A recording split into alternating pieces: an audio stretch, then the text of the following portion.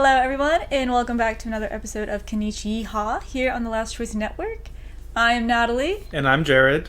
And today's topic is something that, so I guess just a little bit of background. We're rewatching Ouran High School Host Club, and it kind of made me think, wow, animes, they're not really like this anymore. Right, there's in the way that different. in the way that they're edited, in the way that it's the story. Animes they don't really have, or there aren't really any animes that are like Ouran High School, just in how funny it is, and how much it plays to itself, I guess. There's a certain level of meta that Ouran has that you don't really see in anime anymore. Meta in the sense of there are arrows pointing to things that you need to pay attention to, and randomly there's a banana thrown by a monkey. Yes, and it made me think this is really campy, and then it led to the question why isn't anime as campy as this? It's not to say that anime isn't campy anymore, because most of them still are, in my opinion. Mm-hmm. But I was just wondering, what happened to this style? I guess what happened to this genre of humor in anime? Because it just seems so unique, and to me it's really funny, because I love how in Ouran it'll just create symbols. You know what I mean? Create symbolism that maybe doesn't have anything to do with what's happening in the moment. With I think I told you there's the one where the kite motif of the moods, or just things I don't know. I was just really wondering about it. Yeah, I think that there are some. I think one part of it that actually, thinking about it now, that is no longer in anime is cutaways. Mm-hmm. Just kind of with TV shows, there's not really cutaways of here's the action, and then it's here's a completely separate image of how this character feels. Mm-hmm. So there's in the first episode of Ouran, they're all of the different characters are realizing that Haruhi is a girl, and every time one realize it clicks, it pans off to a different screen where a light bulb turns on.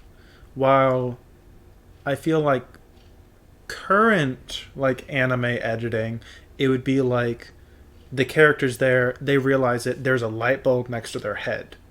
Yeah, or maybe a zoom in on their face, and then the inner dialogue is going. Yeah. Right? Yeah.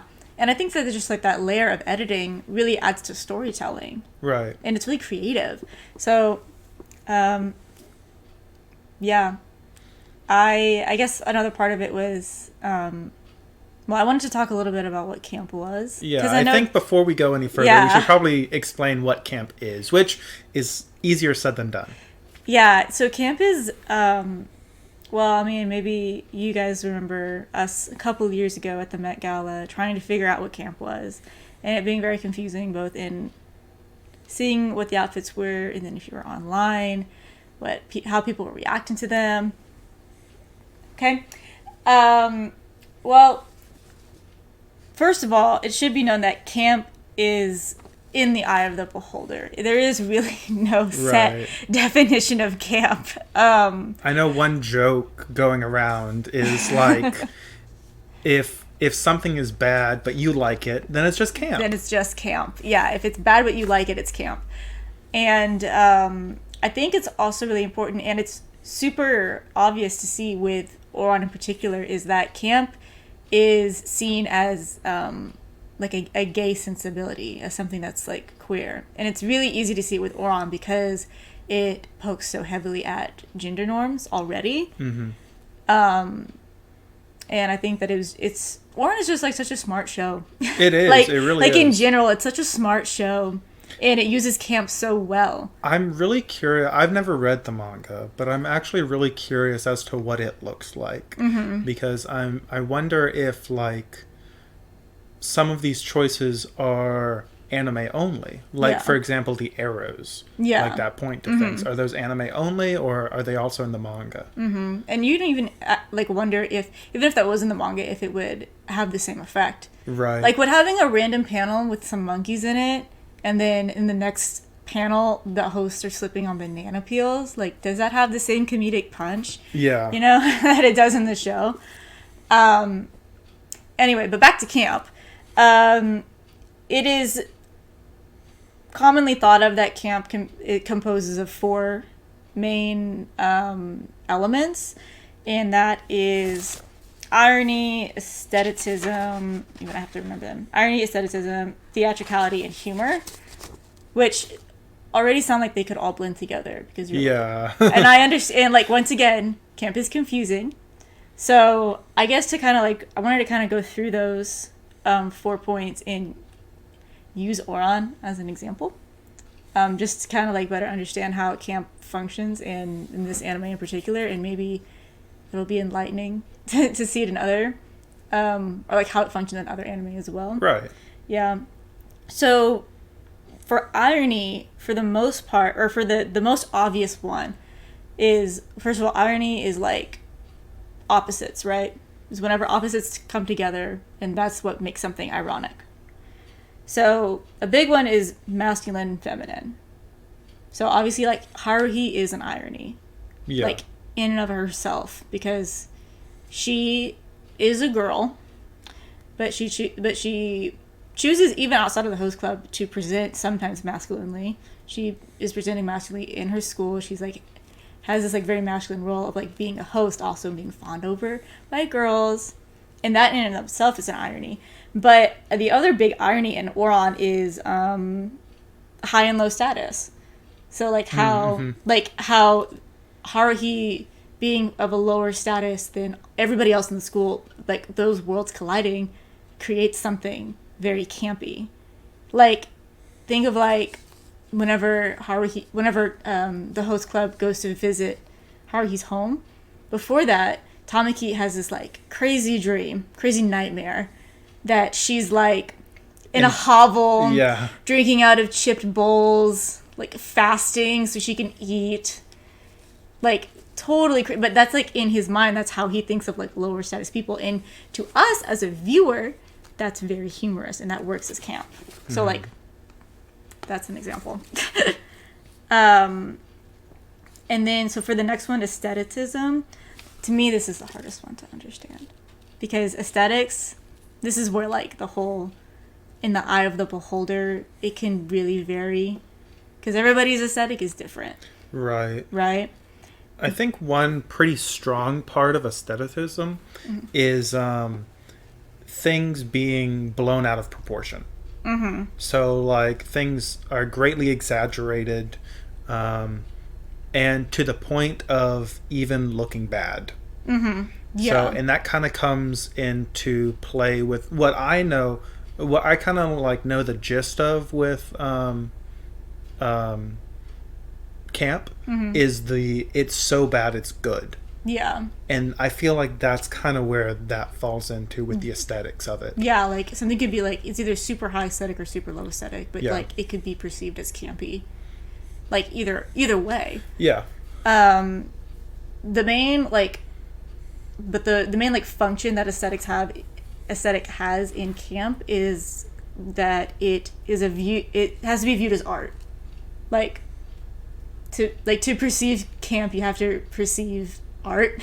Which I know sounds like super vague and pretentious. I don't know if this is like sounding pretentious, but you have to be able to perceive art, and in that perceive life, and in that perceive the tendency of human nature, which I know I see the look that you're giving me. But it's like,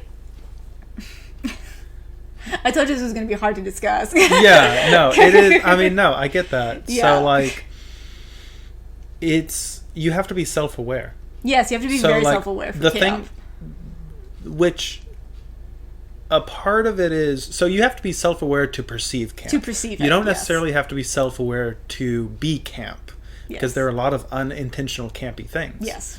And so but to be able, basically what it goes down to is that you have to be able to look at yourself and see what is funny in yourself to be able to see what is funny in other things as well. Yes. Yeah. Thank you for helping me with that. Yeah. But yeah, I guess in aesthetic, camp can be seen as I have in my notes here, an assertion of self-integrity.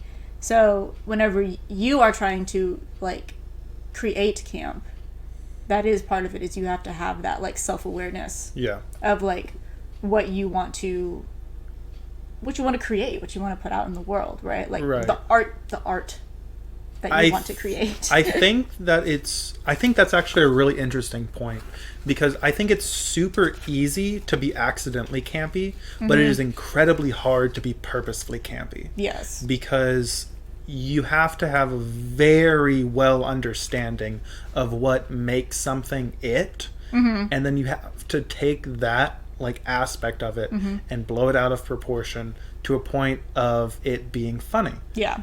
And that is such a hard thing to do. Yes.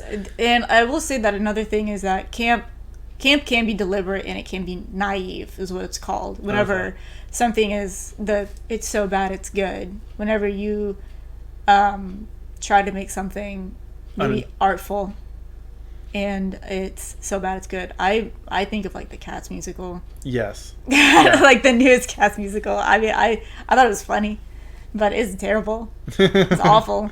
Right. Yeah.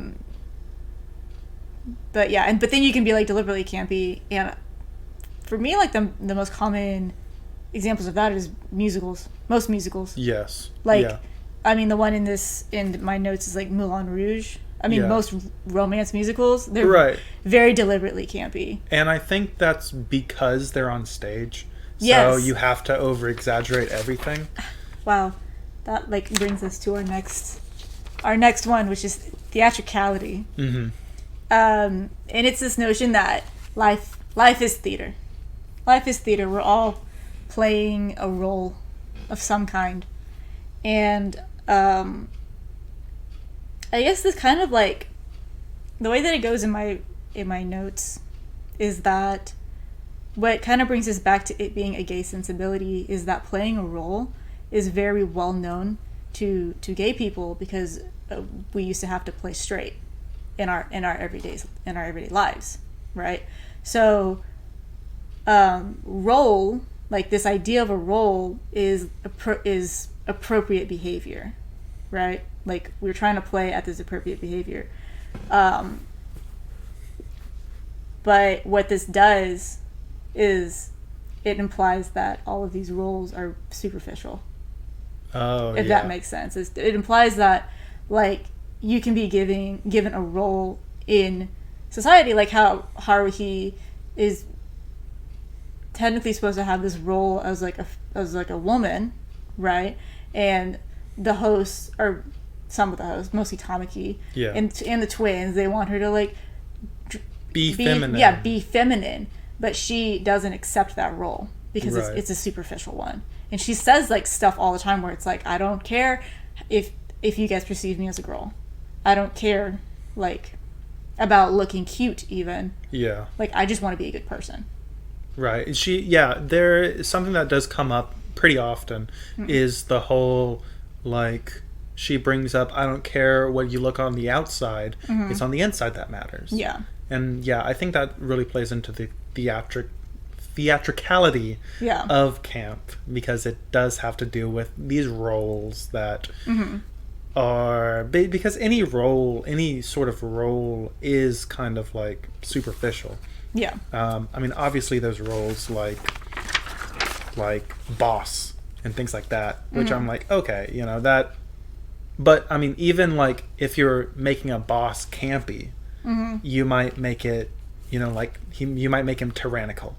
Yeah. Or something like that. Yeah, and that's another part of like this whole exaggeration thing is that like because of this history of gay people like having to pass, like we love to see people who perform, because if we're using like this term like passing as a performance, like acting as passing as a performance. We love to see people perform who are super exaggerated because we think it's funny. Right. Like, because we see it as they're playing a role, and like we had to play roles, but now they're playing the role, and that's just like, it's fun for us. Yeah. Yeah. And I think that's pretty neat. And I think that Oron uses like so much theatricality, just also because of the nature of the club, that they're always acting. They're always role playing. Yeah. And they're always acting like similar parts. Mm-hmm. But even as the show goes on, like, you know, we're kind of like towards the end of our watch through of it, we see like the characters behind the roles that they play. Yeah. Right. So it's cool to see, like, you know, their theatricality is kind of waning, but it's playing into the perception of them as like people, as like notable characters. So I think that's pretty cool. Yeah, and I think going on to like why shows aren't like this anymore, I think something that's like really interesting is that kind of the older the show, more older shows are more campy, and I think that might just have to do with like quality. So like things that make things campy, animation, like shoddy animation, shoddy voice acting, maybe like an over-exaggerated script. Yeah.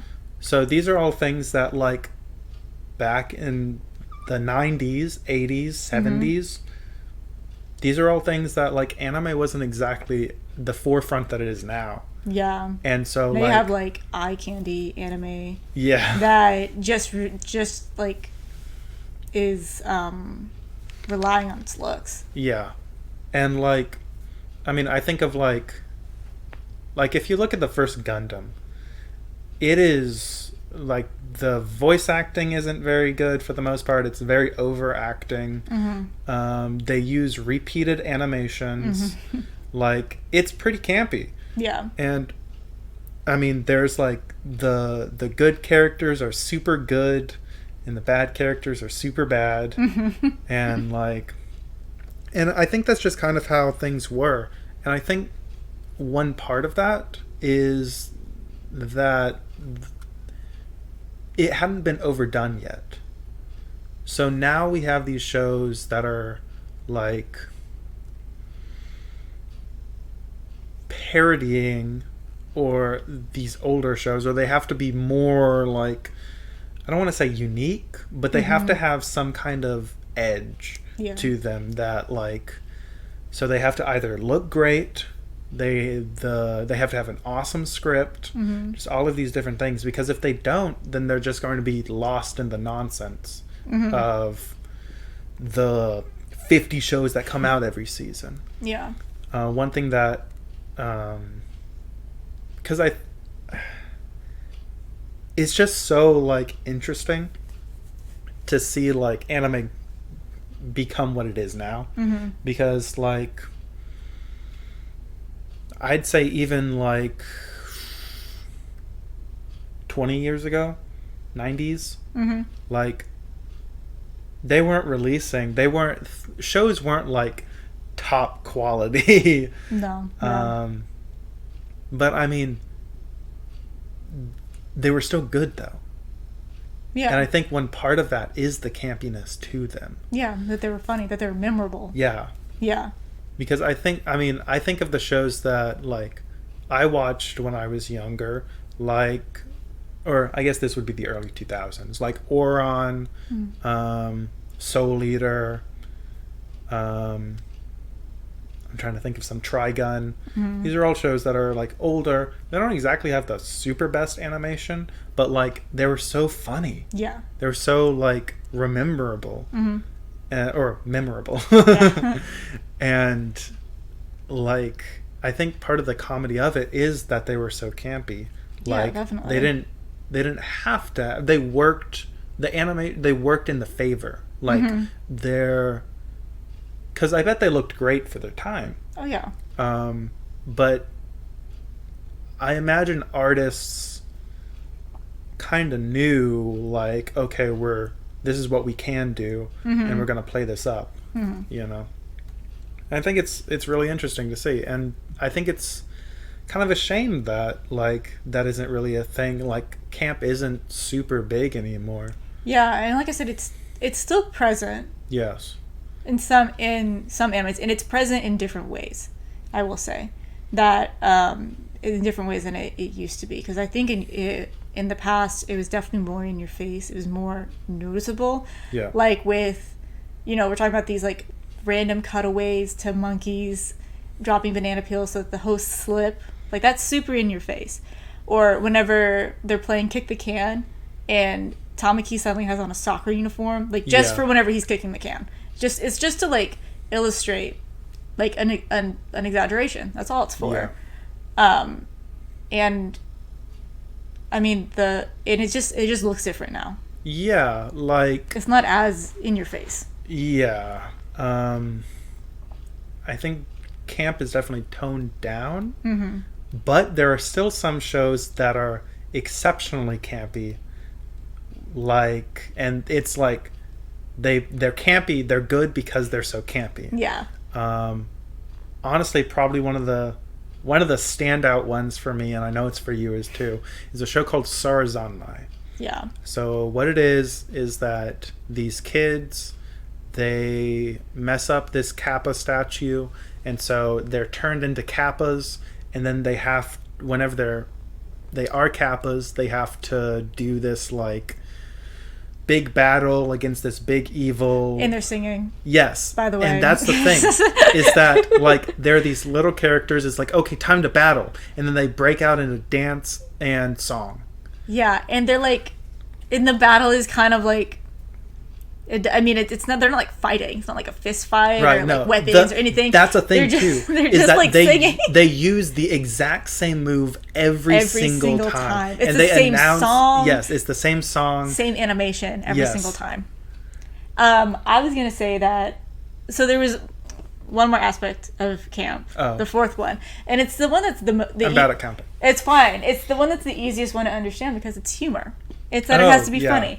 So, but usually how the humor like functions in camp is that it's a contradiction, which is why it's kind of hard. You can confuse it with irony. They go hand in hand, right? But the idea is that like people who try to create camp as like art, they're using it as a way to deal with in my notes it says deal with a hostile environment in trying to create a positive identity. So I think Sarazanmai is kind of an interesting example, is like a cool example of that, because I mean these guys are gay, like that, like one of them for sure. One of them explicitly is, and I think that he does envision himself in a very hostile environment, but all of the woe is me and the fact that they're kappas, and I mean that the other one is already like a cross-dresser. Yeah. Like that's all just funny to us, Mm-hmm. Like it invokes sympathy, but we laugh, so I think that's interesting. Yeah. I think some other good examples of like camp done well, whether intentionally or not, mm-hmm. Or I'd say, good shows that have camp. JoJo's Bizarre Adventure. Yes. So everything about JoJo's Bizarre... one of the best parts about it is that while you're watching, you're not sure whether it's supposed to be funny or not. Yes, it's very serious. Yeah. Like the characters are very serious. Right. It's especially part one. Mm-hmm. Part one is like a generic Victorian drama. Yeah. But it is so funny because of the over-exaggeration, mm-hmm. all of the random poses that they do. Mm-hmm. Like, in the first couple parts, they're like hyper-masculine. Yeah. And like, it's so exaggerated and so funny, mm-hmm. that like, it's just camp done so well. Yeah. Another another example of a good show that has good camp is Kill La Kill. Mm-hmm.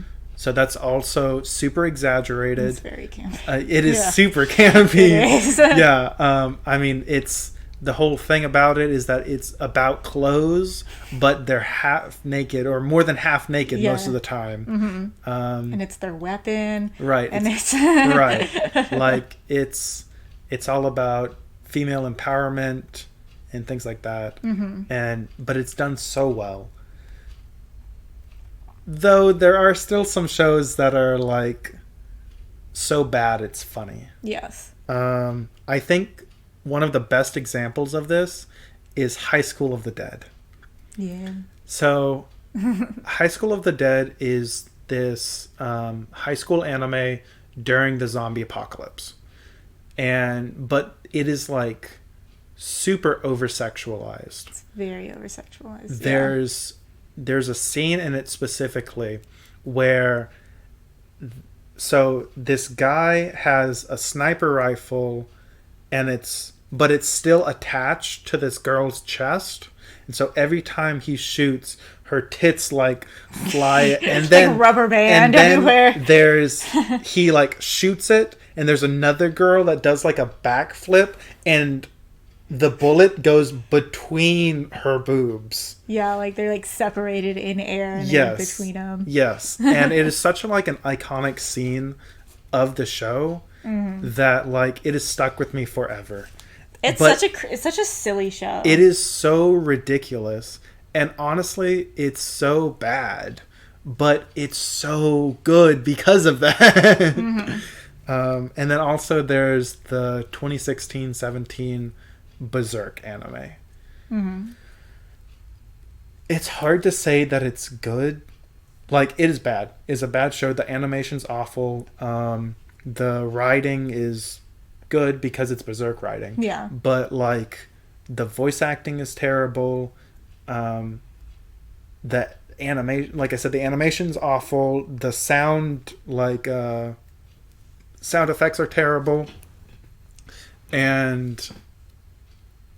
But all of those things put together makes it really funny, like to watch. Yeah. Not necessarily enjoyable for like an entertainment standpoint of like, oh, I'm watching this show because I like the show. This is how I'm going to pass my time. Yes, but it's really funny as a like, hey, let me show you something funny. Some clips. Yeah, exactly. Yeah. Yeah.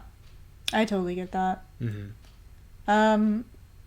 But yeah, I think it's important to know that camp is still here, just looks a little different. For my